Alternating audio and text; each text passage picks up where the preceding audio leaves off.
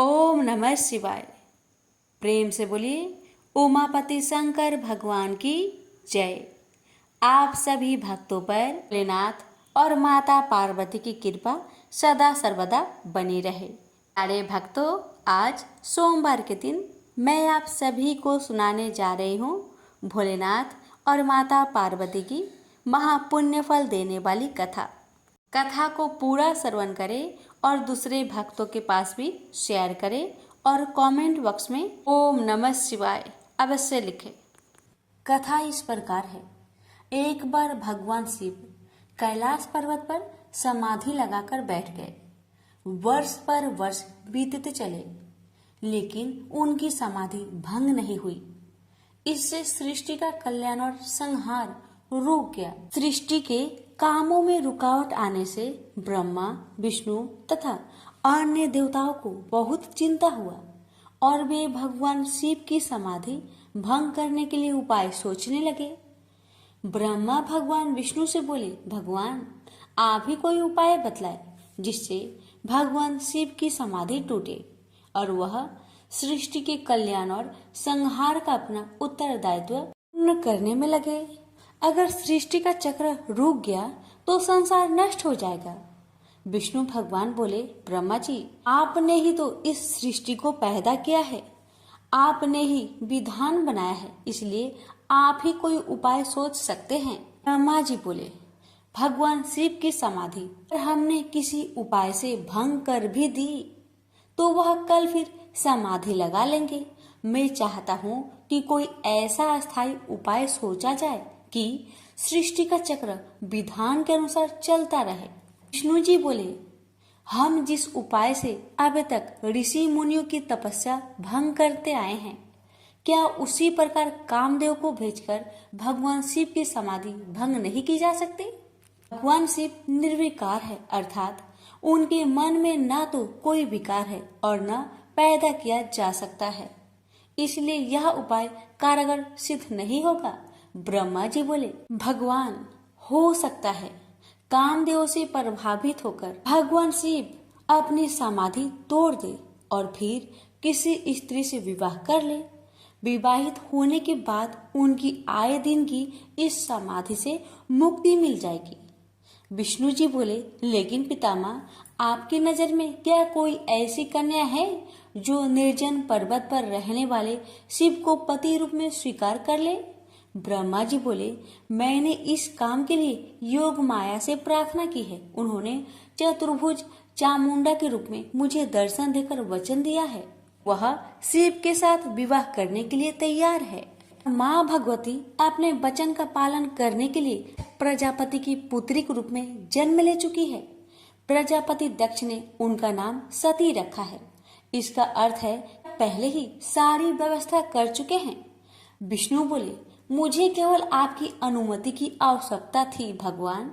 ब्रह्मा जी बोले, इधर भगवती दुर्गा ने दक्ष प्रजापति की कन्या सती के रूप में जन्म ले लिया था। जब वह बड़ी हुई तो उन्होंने अपने पिता दक्ष प्रजापति से कहा कि वह भगवान शिव का पति के रूप में मन ही मन में वर्ण कर चुकी है। सती की बात सुनकर दक्ष बोले, तुम पागल हो गई हो बेटी, शिव तो संसार में वैराग्य ले चुके हैं, वह कभी भी सांसारिक बंधनों में नहीं बंधना चाहेंगे। सती बोली, आप चिंता मत कीजिए पिताजी, मैं अपनी तपस्या द्वारा उन्हें विवाह करने के लिए तैयार कर लूंगी। दक्ष बोले, कोशिश करके देख लो बेटी, लेकिन मुझे आशा नहीं है कि तुम्हारी तपस्या शिव की समाधि भंग कर सकेगी। सती ने माता पिता से आज्ञा लेकर घर में ही भगवान शिव की आराधना करनी आरंभ कर दी। सती की तपस्या के प्रभाव से भगवान शिव की समाधि टूट गई। वह उमा के सामने प्रकट होकर बोले, मैं तुम्हारी तपस्या से बहुत प्रसन्न हूँ उमा, जो भी चाहो वर मांग लो। उमा बोली, भगवान यदि आप मेरी तपस्या से प्रसन्न हैं तो मुझे पत्नी के रूप में स्वीकार कर लीजिए। भगवान शिव तथास्तु कह के वहाँ से अंतर्ध्यान हो गए। स्त्री की इच्छा अनुसार प्रजापति दक्ष ने उमा का विवाह शिव के साथ कर दिया। शिव उमा को लेकर कैलाश पर्वत पर आ गए। एक बार ब्रह्मा जी के दरबार में सब देवता बैठे थे। दक्ष प्रजापति भी वहां आए। ब्रह्मा पुत्र होने तथा सृष्टि बढ़ाने के कारण उनकी प्रतिष्ठा को देखते हुए सबने खड़े होकर उन्हें आदर दिया, प्रणाम किया।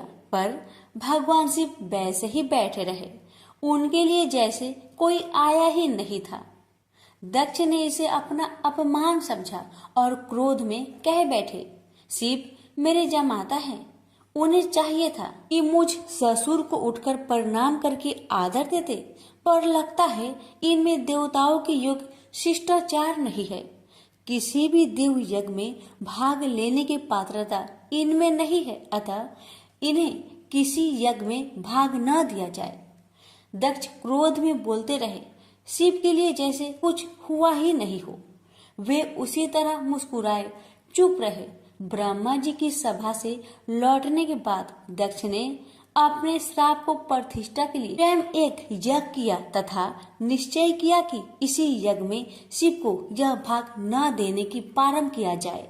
उन्हें उस विशाल यज्ञ में भाग लेने के लिए समस्त देवताओं को आमंत्रण भेजा।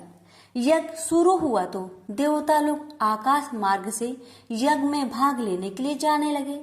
दक्ष की पुत्री सती जो अपने पति शिव के साथ कैलाश धाम में बैठी थी, देवताओं तथा देव पत्नियों को इस प्रकार सज धज कर जाते देख शिव से पूछ बैठी, प्रभु ये सारे देवता अपनी पत्नियों के साथ कहाँ जा रहे हैं?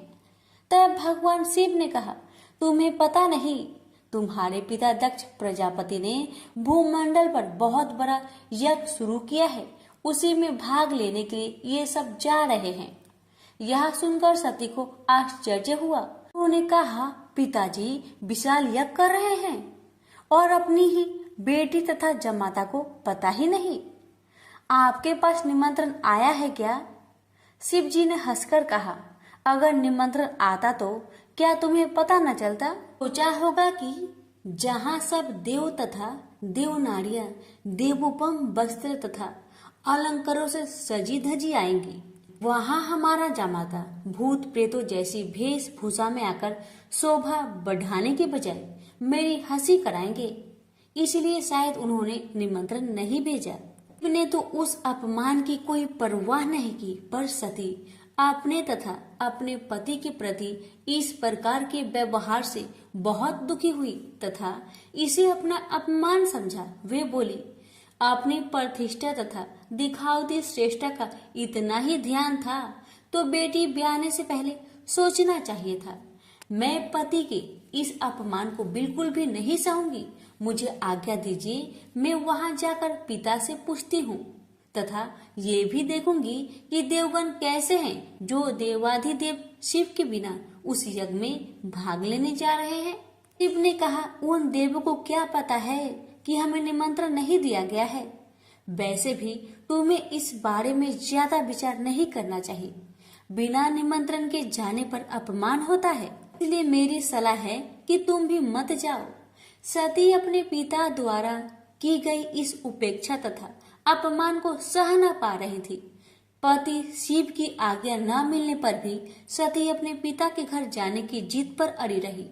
शिव ने सोचा कि सती क्रोध में है, पता नहीं कुछ अनहोनी न हो जाए, इसलिए उन्होंने अपने कुछ गणों को सती की रक्षा के लिए भेज दिया। सती अपने पिता के घर पहुंची तो उनकी माता और बहनों ने तो बड़े स्नेह और सम्मान के साथ उनका स्वागत किया, लेकिन दक्ष तथा उसके समर्थकों ने उमा के प्रणाम का उत्तर देना तो दूर उनकी ओर आंख उठाकर भी नहीं देखा। सती को अपने अपमान की परवाह नहीं थी। उन्होंने पिता से पूछा, पिताजी आप प्रजापति की माया के अनुसार इतना बड़ा कर रहे हैं, इसमें भाग लेने के लिए देवगण तथा आपकी अन्य पुत्रियां तथा जमाता भी आमंत्रित है, मुझे और मेरे पति को आपने आमंत्रित क्यों नहीं किया? दक्ष ने कहा, सती तुम अब मेरी पुत्री से अधिक किसी की पत्नी हो। तुम्हारे पति की उद्दंडता के कारण मैंने उसे श्राप दिया है, वह यज्ञ भाग का अधिकारी नहीं होगा। वैसे भी भूत पिचासों के साथ शमशान में रहने वाले का स्वर्ग में रहने वाले देवताओं के बीच कोई स्थान नहीं होता। सती ने कहा, वे आपके जमाता है, आपने उनकी पाद पूजा की है, वे देवों के देव महादेव हैं। यदि उन्हें ही यज्ञ भाग से वंचित किया गया तो वह यज्ञ उनके बिना सफल नहीं होगा। मैं स्वयं इसकी हव्य बनूंगी। इतना कहकर सती यज्ञ कुंड में कूद पड़ी। सती को यज्ञ कुंड में कूदते देख वहां हाहाकार मच गया। लोग उठ उठकर भागने लगे। यज्ञ की सामग्री लोगों के पैरों से कुचलकर इधर उधर जा गिरी। सती को इस प्रकार सती होते देख शिव के गण यज्ञ में आए ऋषि मुनियों और दक्ष के सैनिकों पर टूट पड़े। देख महर्षि भृगु वेद मंत्रों से अग्नि में आहुतियां देने लगे। महाशक्तिशाली अनगिनत दैत्य पैदा हो गए और शिव के गणों का संहार करने लगे। तभी आकाशवाणी हुई, मूर्ख दक्ष, तूने जिसको अपनी पुत्री समझकर अपमान किया है, अनादि शक्ति जगत की सृष्टा, रक्षिका और कल्पात में संहार करने वाली है, वही योग माया माँ भगवती है। तूने उनका अनादर करके अपने विनाश के द्वार खोल लिए हैं। अब शिव के क्रोध से तेरी रक्षा करने वाला इस संसार में कोई नहीं है। भगवान शिव के गण भागकर उनके पास पहुँचे और उन्होंने सती के सती होने की पूरी घटना सुना दी। उमा के सती होने की घटना सुनकर भगवान शिव के क्रोध की सीमा ना रही। उन्होंने अपनी एक जटा उखाड़कर पर्वत पर दे मारी, जिससे महाप्रलय के समान भयंकर शब्द के साथ ही महापराक्रमी वीरभद्र पैदा हो गया। वीरभद्र के उत्पन्न होते ही 10 दिशाएं कांप उठी। फिर शिव जी ने दूसरी जटा उखाड़कर एक चट्टान पर दे मारी, जिससे महाकाली उत्पन्न हो गई। उनका रूप इतना विकराल था कि उन्हें देखकर शिव के गणों में भी भय की लहर सी दौड़ गई।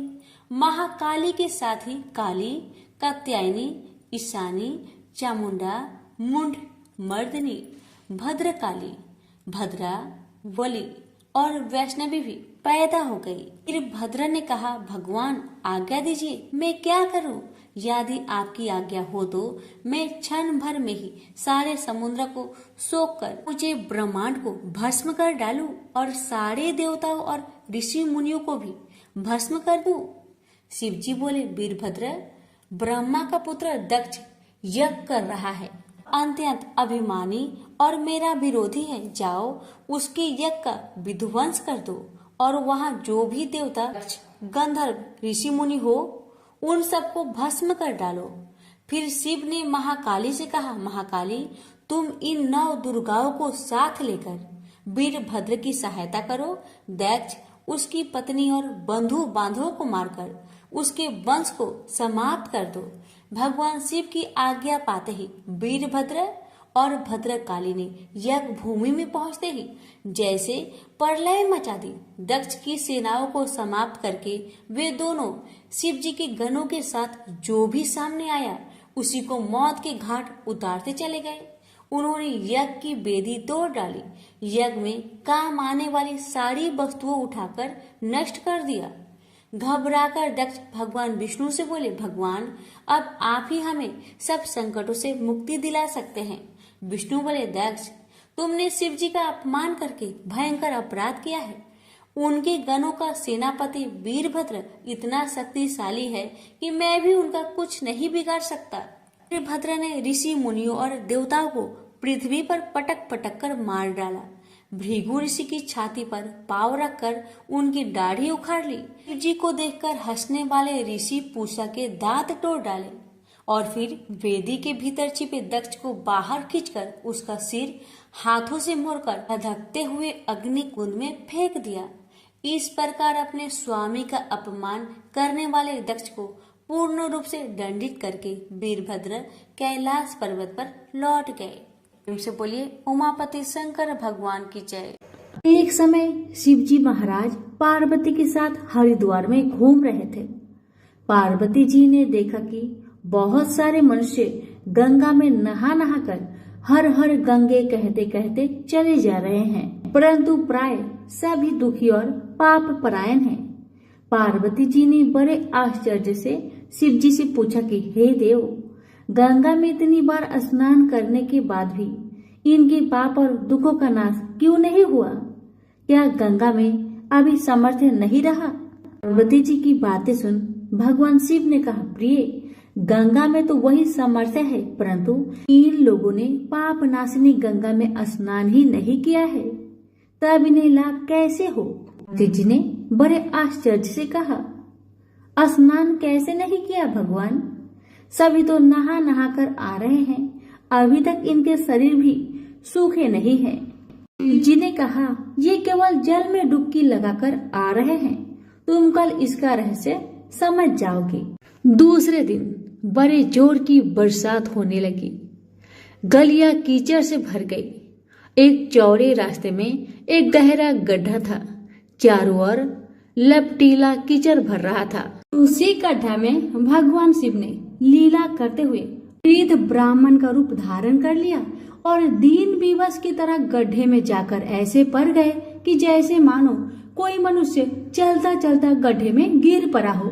निकलने की कोशिश करने के बावजूद भी वह निकल नहीं पा रहा है। पार्वती जी को भगवान शंकर ने समझाकर गड्ढे के पास बैठा दिया कि देखिए देवी, आप लोगों को सुना सुनाकर यूं पुकारती रहिए कि मेरे वृद्ध पति अकस्मात गलती से गड्ढे में गिर पड़े हैं, कोई पुण्य आत्मा ही इन्हें निकालकर इनके प्राणों की रक्षा करे। इस प्रकार आप बार बार कहते रहिएगा। भगवान के कहे अनुसार माता पार्वती ने किया। भगवान ने इतना भी कहा कि जब कोई मुझे बचाने की कोशिश करे तो आप उसे इतना कह दीजिएगा, मेरे पति सर्वथा निष्पाप है, इन्हें वही छुए जो स्वयं निष्पाप हो।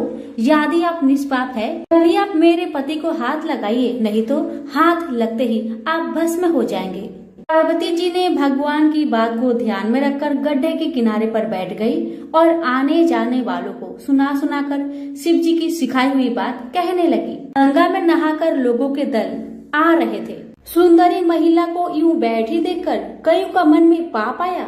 कई लोग लज्जा से डरे, कईयों को कुछ धर्म का भय हुआ, कई कानून से डरे। कुछ लोगों ने तो पार्वती जी को यह भी सुना दिया कि मरने दे बूढ़े को, क्यों उनके लिए रोती है। आगे और कुछ दयालु सच्चा चरित्र पुरुष थे। उन्होंने करुणावश युवती के पति को निकालना चाहा, परंतु पार्वती के वचन सुनकर वे भी रुक गए। उन्होंने सोचा कि हम गंगा में नहाकर आए तो हैं, क्या हुआ, पापी तो है ही, कहीं होम करते समय हमारा हाथ ना जल जाए। किसी को भी भेद रूपी शंकर को निकालने का साहस नहीं हुआ। सैकड़ों आए, सैकड़ों ने पूछा और चले गए। संध्या हो चली। शिव जी ने कहा, देखिए पार्वती जी, आपने देखा कोई है गंगा नहाने वाला यहाँ पर? थोड़ी देर बाद एक जवान हाथ में लोटा लेकर हर हर गंगे करता हुआ निकला। पार्वती ने उसे भी वही बात कही। युवक का हृदय करुणा से भर आया। उसने शिव जी को निकालने की तैयारी की। पार्वती ने रोकर कहा कि भाई, यदि तुम सर्वथा निष्पाप नहीं हो तो मेरे पति को छूते ही जल जाओगे। उस युवक ने उसी समय बिना किसी संकोच के दृढ़ निश्चय के साथ पार्वती जी से कहा, माते, मेरे निष्पाप होने में तुम्हें क्यों संदेह होता है? देखती नहीं मैं अभी गंगा नहाकर आया हूँ। भला गंगा में गोता लगाने के बाद भी कभी पाप रहते हैं? तेरे पति को मैं निकालता हूँ। युवक ने लपक कर बूढ़े को ऊपर उठा लिया। शिव पार्वती ने उसे अधिकारी समझकर अपना असली रूप प्रकट कर उसे दर्शन देकर कृतार्थ किया। शिव जी ने पार्वती से कहा कि इतने लोगों में से इन एक ने ही गंगा स्नान किया है। इस दृष्टांत के अनुसार जो लोग बिना श्रद्धा और विश्वास के केवल दम के लिए गंगा स्नान करते हैं उन्हें वास्तविक फल नहीं मिलता, परंतु इसका यह मतलब नहीं है कि गंगा स्नान व्यर्थ जाता है। विश्वास के साथ किए गए गंगा स्नान का मिलता है वास्तविक फल। प्रेम से बोलिए उमापति शंकर भगवान की जय, गंगा माता की जय। किसी नगर में एक धनी व्यापारी रहता था। दूर दूर तक उसका व्यापार फैला हुआ था। नगर के सभी लोग उस व्यापारी का सम्मान करते थे।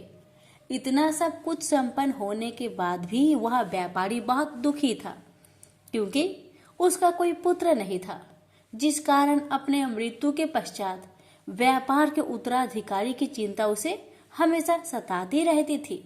पुत्र प्राप्ति की इच्छा से व्यापारी प्रत्येक सोमवार भगवान शिव का व्रत पूजा किया करता था और शाम के समय शिव मंदिर में जाकर शिव जी के सामने घी का दीपक जलाया करता था। उसकी भक्ति देखकर माँ पार्वती प्रसन्न हो गई और भगवान शिव से उस व्यापारी की मनोकामना पूर्ण करने का निवेदन किया।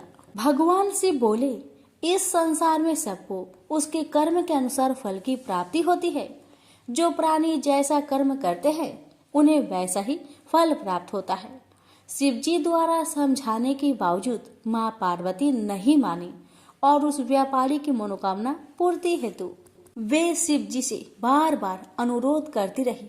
अंततः माता के आग्रह को देखकर भगवान भोलेनाथ को उस व्यापारी को पुत्र प्राप्ति का वरदान देना पड़ा। वरदान देने के पश्चात भोलेनाथ माँ पार्वती से बोले, आपके आग्रह पर मैंने पुत्र प्राप्ति का वरदान तो दे दिया, परंतु इसका यह पुत्र 16 वर्ष से अधिक समय तक जीवित नहीं रहेगा। उसी रात भगवान शिव उस व्यापारी के स्वप्न में आए और उसे पुत्र प्राप्ति का वरदान दिया और उसके पुत्र की 16 वर्ष तक जीवित रहने की भी बात बताई। भगवान के वरदान से व्यापारी को खुशी तो हुई, लेकिन पुत्र की अल्पायु की चिंता ने उस खुशी को नष्ट कर दिया। व्यापारी पहले की तरह सोमवार के दिन भगवान शिव का विधिवत व्रत करता रहा। कुछ महीनों के बाद उसके घर एक अति सुंदर बालक ने जन्म लिया और घर में खुशियां ही खुशियां भर गई। बहुत धूमधाम से पुत्र जन्म का समारोह मनाया गया, परंतु व्यापारी को पुत्र जन्म की अधिक खुशी नहीं हुई, क्योंकि उसे पुत्र की अल्प आयु के रहस्य का पता था। जब पुत्र 12 वर्ष का हुआ तो व्यापारी ने उसे उसके मामा के साथ पढ़ने के लिए बनारसी भेज दिया। लड़का अपने मामा के साथ शिक्षा प्राप्त हेतु चल दिया। रास्ते में जहाँ भी मामा भांजे विश्राम हेतु रुकते, वहीं यज्ञ करते और ब्राह्मणों को भोजन कराते। लंबी यात्रा के बाद मामा भांजे एक नगर में पहुँचे। उस दिन नगर के राजा की कन्या का विवाह था, जिस कारण पूरे नगर को सजाया गया था। निश्चित समय पर बारात आ गई, लेकिन वर का पिता अपने बेटे के एक आंख से काने होने के कारण बहुत चिंतित था। उसे भय था कि इस बात का पता चलने पर कहीं राजा विवाह से इनकार न कर दे, इससे उसकी बदनामी भी होगी। जब वर के पिता ने व्यापारी के पुत्र को देखा तो उसके मस्तिष्क में एक विचार आया। उसने सोचा, क्यों ना इस लड़के को दुल्हा बनाकर राजकुमारी से विवाह करा दूं। विवाह के बाद इसको धन देकर विदा कर दूंगा और राजकुमारी को अपने नगर ले जाऊंगा। वर के पिता ने लड़के के मामा से इस संबंध में बात की। मामा ने धन मिलने की लालच में वर के पिता की बात को स्वीकार कर ली। लड़के को दूल्हे का वस्त्र पहनाकर राजकुमारी से विवाह कर दिया गया। राजा ने बहुत सारा धन देकर राजकुमारी को विदा किया। शादी के बाद लड़का जब राजकुमारी के साथ लौट रहा था तो वह सच नहीं छिपा सका और उसने राजकुमारी के ओढ़ने पर लिख दिया, राजकुमारी, तुम्हारा विवाह मेरे साथ हुआ था।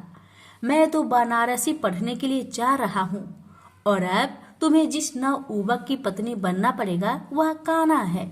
जब राजकुमारी ने अपनी ओढ़नी पर लिखा हुआ पढ़ा तो उसने कान्हे लड़के के साथ जाने से इनकार कर दिया। राजा को जब ये सब बातें पता लगी तो उसने राजकुमारी को महल में ही रख लिया। उधर लड़का अपने मामा के साथ बनारसी पहुंच गया और गुरुकुल में पढ़ना शुरू कर दिया। जब उसकी आयु 16 वर्ष की हुई तो उसने यज्ञ किया। यज्ञ की समाप्ति पर ब्राह्मणों को भोजन करवाया और खूब अन्य वस्त्र दान किए। रात को वह अपने शयन कक्ष में सो गया। शिव के वरदान के अनुसार शयन अवस्था में ही उसके प्राण पेखरू उड़ गए। सूर्योदय पर मामा मृत भांजे को देखकर रोने पिटने लगा। आसपास के लोग भी एकत्र होकर दुख प्रकट करने लगे। लड़के के मामा के रोने विलाप करने के स्वर समीप से गुजरते हुए भगवान शिव और माता पार्वती ने भी सुने। माता पार्वती ने भगवान से कहा, प्राणनाथ, मुझे इसके रोने का स्वर सहन नहीं हो रहे। आप इस व्यक्ति के कष्ट को अवश्य दूर करें। भगवान शिव ने माता पार्वती के साथ अदृश्य रूप में समीप जाकर देखा तो भोलेनाथ माता पार्वती से बोले, यह तो उसी व्यापारी का पुत्र है जिसे मैंने 16 वर्ष की आयु का वरदान दिया था। इसकी आयु पूरी हो गई है। माँ पार्वती ने फिर भगवान शिव से निवेदन कर उस बालक को जीवन देने का आग्रह किया। माता पार्वती के आग्रह पर भगवान शिव ने उस लड़के को जीवित होने का वरदान दिया और कुछ ही पल में वह जीवित होकर उठ बैठा। शिक्षा समाप्त करके लड़का मामा के साथ अपने नगर की ओर चल दिया। दोनों चलते हुए उसी नगर में पहुंचे जहां उसका विवाह हुआ था। उस नगर में भी यज्ञ का आयोजन किया। समीप से गुजरते हुए नगर के राजा ने यज्ञ का आयोजन देखा और उसने तुरंत ही लड़के और उसके मामा को पहचान लिया। यज्ञ के समाप्त होने पर राजा मामा और लड़के को महल में ले गया और कुछ दिन उन्हें महल में रखकर बहुत सा धन वस्त्र आदि देकर राजकुमारी के साथ विदा कर दिया। इधर भूखे प्यासे रहकर व्यापारी और उसकी पत्नी बेटे की प्रतीक्षा कर रहे थे। उन्होंने प्रतिज्ञा कर रखी थी कि यदि उन्हें अपने बेटे की मृत्यु का समाचार मिला तो दोनों अपने प्राण त्याग देंगे। परंतु जैसे ही उसने बेटे के जीवित वापस लौटने का समाचार सुना तो वह बहुत प्रसन्न हुआ। वह अपनी पत्नी और मित्रों के साथ नगर के द्वार पर पहुंचा। अपने बेटे के विवाह का समाचार सुनकर पुत्र वधू राजकुमारी को देखकर उसकी खुशी का ठिकाना न रहा।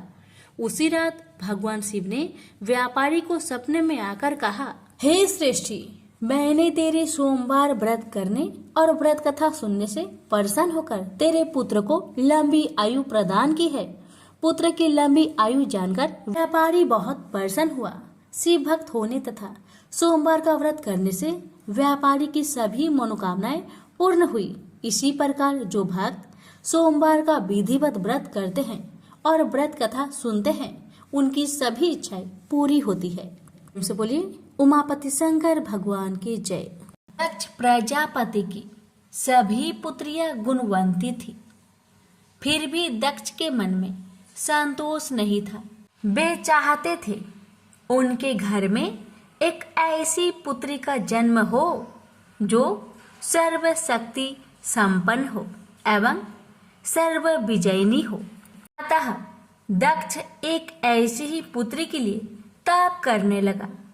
तप करते करते अधिक दिन बीत गए तो भगवती आद्य ने प्रकट होकर कहा, मैं तुम्हारे तप से प्रसन्न हूँ। तुम किस कारण तप कर रहे हो? दक्ष ने तप करने का कारण बताया तो माँ बोली, मैं स्वयं पुत्री के रूप में तुम्हारे यहाँ जन्म धारण करूंगी। मेरा नाम सती होगा। मैं सती के रूप में जन्म लेकर अपनी लीलाओं का विस्तार करूंगी। फलतः भगवती आद्य ने सती रूप में दक्ष के यहाँ जन्म लिया। सती दक्ष की सभी पुत्रियों में सबसे अलौकिक थी। सती ने बाल्य अवस्था में ही कई ऐसे अलौकिक आश्चर्यचकित करने वाले कार्य कर दिखाए थे जिन्हें देखकर स्वयं दक्ष को भी विस्मय होता था। जब सती विवाह योग हो गई तो दक्ष को उनके लिए वर की चिंता होने लगी। उन्होंने ब्रह्मा जी से इस विषय में परामर्श किया। ब्रह्मा जी ने कहा, सती आद्य के अवतार है। आद्य आदि शक्ति और शिव आदि पुरुष है। अतः सती के विवाह के लिए शिव ही योग और उचित वर है। दक्ष ने ब्रह्मा जी की बात मानकर सती का विवाह भगवान शिव के साथ कर दिया। सती कैलाश में जाकर भगवान शिव के साथ रहने लगे। भगवान शिव दक्ष के दामाद थे, किंतु किसी वजह से दक्ष के हृदय में भगवान शिव के प्रति बैर और विरोध भाव पैदा हो गया।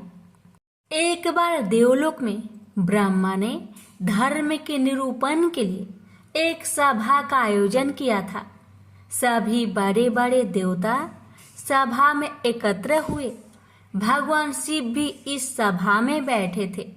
सभा मंडल में दक्ष का आगमन हुआ। दक्ष के आगमन पर सभी देवता उठकर खड़े हो गए। पर भगवान शिव खरे नहीं हुए। उन्होंने दक्ष को प्रणाम भी नहीं किया। फलतः दक्ष ने अपमान का अनुभव किया। केवल यही नहीं, उनके हृदय में भगवान शिव के प्रति ईर्ष्या की आग जल उठी। वे उनसे बदला लेने के लिए समय और अवसर की प्रतीक्षा करने लगे। एक बार सती और शिव कैलाश पर्वत पर बैठे हुए परस्पर वार्तालाप कर रहे थे। उसी समय आकाश मार्ग से कई विमान कनखल की ओर जाते हुए दिखाई पड़े। सती ने उन विमानों को देखकर भगवान शिव से पूछा, प्रभु, ये सभी विमान किसके हैं और कहाँ जा रहे हैं? भगवान शंकर ने उत्तर दिया, आपके पिता ने बड़े यज्ञ का आयोजन किया है। समस्त देवता और देवांगनाएं इस विमानों में बैठकर उसी यज्ञ में सम्मिलित होने के लिए जा रहे हैं। इस पर सती ने दूसरा प्रश्न किया, क्या मेरे पिता ने आपको यज्ञ में सम्मिलित होने के लिए नहीं बुलाया? भगवान शंकर ने उत्तर दिया, आपके पिता मुझसे बैर रखते हैं, फिर वो मुझे क्यों बुलाने लगे? सती मन ही मन सोचने लगी। फिर बोली, यज्ञ के इस अवसर पर अवश्य मेरी सभी बहनें आएंगी। उनसे मिले हुए बहुत दिन हो गए। यदि आपकी अनुमति हो तो मैं भी अपने पिता के घर जाना चाहती हूँ। यज्ञ में सम्मिलित हो लूंगी और बहनों से भी मिलने का सुअवसर मिलेगा। भगवान शिव ने उत्तर दिया, इस समय वहां जाना उचित नहीं होगा। आपके पिता मुझसे बैर रखते हैं। हो सकता है वे आपका भी अपमान करे। बिना बुलाए किसी के घर जाना उचित नहीं होता है। इस पर सती ने प्रश्न किया, ऐसा क्यों? भगवान शिव ने उत्तर दिया, विवाहित लड़की को बिना बुलाए पिता के घर नहीं जाना चाहिए, क्योंकि विवाह हो जाने पर लड़की अपने पति की हो जाती है। पिता के घर से उसका संबंध टूट जाता है। लेकिन सती पीहर जाने के लिए हठ करती रही, अपनी बात बार बार दोहराती रही। उनकी इच्छा देखकर भगवान शिव ने पीहर जाने की अनुमति दे दी। उनके साथ अपना एक गण भी साथ में भेज दिया। उस गण का नाम वीरभद्र था। सती वीरभद्र के साथ अपने पिता के घर गई। घर में सती से किसी ने भी प्रेम पूर्वक वार्तालाप नहीं किया। दक्ष ने उन्हें देखकर कहा, तुम क्या यहाँ मेरे अपमान कराने आई हो? अपनी बहनों को तो देखो, वे किस प्रकार भांति भांति के अलंकारों और सुंदर वस्त्रों से सुसज्जित है। तुम्हारे शरीर पर मात्र बाघंबर है। तुम्हारा पति शमशानवासी और भूतों का नायक है। वह तुम्हें बाघंबर छोड़कर और पहना ही क्या सकता है? दक्ष के कथन से सती के हृदय में पश्चाताप का सागर उमड़ पड़ा। वे सोचने लगी, उन्होंने यहाँ आकर अच्छा नहीं किया। भगवान ठीक ही कह रहे थे, बिना बुलाए पिता के घर में भी नहीं जाना चाहिए। पर अब क्या हो सकता है? अब तो आ ही गई हूँ। पिता के कटु और अपमानजनक शब्द सुनकर भी सती मौन रही। वे उस यज्ञ मंडल में गई जहाँ सभी देवता और ऋषि मुनि बैठे थे तथा यज्ञ कुंड में धू धू करती जलती हुई अग्नि में आहुतियां डाली जा रही थी। सती ने यज्ञ मंडप में सभी देवताओं के तो भाग देखे, किंतु भगवान शिव का भाग नहीं देखा। वे भगवान शिव का भाग ना देखकर अपने पिता से बोली, पिता श्रेष्ठ, यज्ञ में तो सबके भाग दिखाई पड़ रहे हैं, किंतु कैलाशपति का भाग नहीं है। आपने उनका भाग क्यों नहीं रखा? दक्ष ने गर्व से उत्तर दिया, मैं तुम्हारे पति शिव को देवता नहीं समझता। वह तो भूतों का स्वामी, नग्न रहने वाला और हड्डियों की माला धारण करने वाला है। वह देवताओं की पंक्ति में बैठने योग्य नहीं है, उसे कौन भाग देगा। सती के नेत्र लाल हो उठे, उनका मुखमंडल प्रलय की सूर्य की भांति तेजोदीप्त हो उठा। उन्होंने पीड़ा से तिल मिलाते हुए कहा, ओ, मैं इन शब्दों को कैसे सुन रही हूँ। मुझे धिक्कार है। देवताओं, तुम्हें भी धिक्कार है।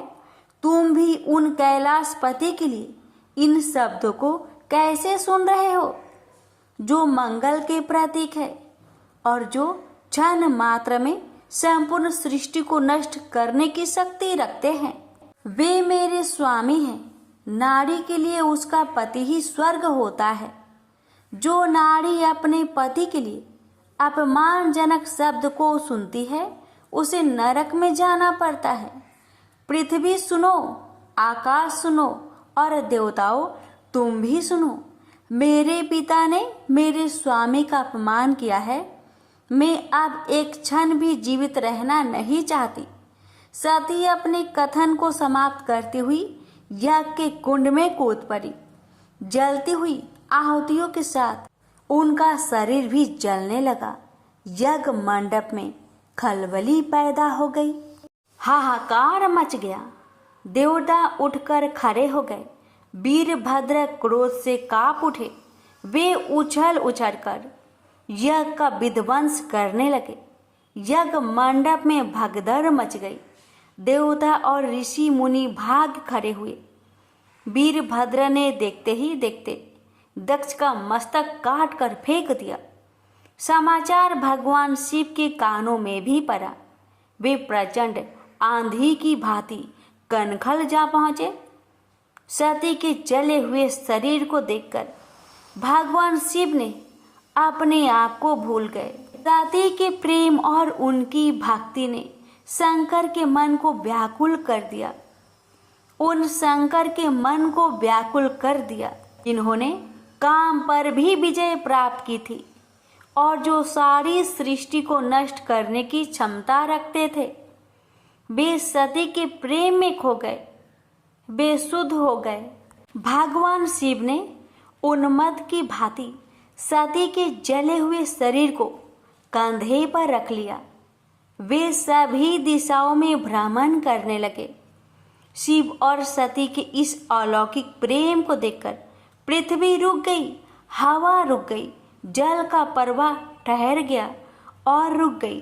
देवताओं की सांसें, सृष्टि व्याकुल हो उठी। सृष्टि के प्राणी पुकारने लगे, त्राहि माम, त्राहि माम। भयंकर संकट उपस्थित देखकर सृष्टि के पालक भगवान विष्णु आगे बढ़े। वे भगवान शिव की बेसुधी में अपने चक्र से सती के एक एक अंग को काट काट कर गिराने लगे। धरती पर 51 स्थानों में सती के अंग कट कट कर गिरे। जब सती के सारे अंग कट कर गिर गए तो भगवान शिव पुनः अपने आप में आए। जब वे अपने आप में आए तो पुनः सृष्टि के सारे कार्य चलने लगे। धरती पर जिन 51 स्थानों में सती के अंग कट कट कर गिरे थे, वे ही स्थान आज शक्तिपीठ माने जाते हैं। आज भी उन स्थानों में सती का पूजन होता है, उपासना होती है। धन्य था शिव और सती का प्रेम। शिव और सती के प्रेम में उन्हें अमर और वंदनीय बना दिया। प्रेम से बोलिए सती मैया की जय। सुनेंगे माँ पार्वती के रूप में जन्म की कथा। बाद में सती की विरह में शंकर जी दयनीय दशा हो गई।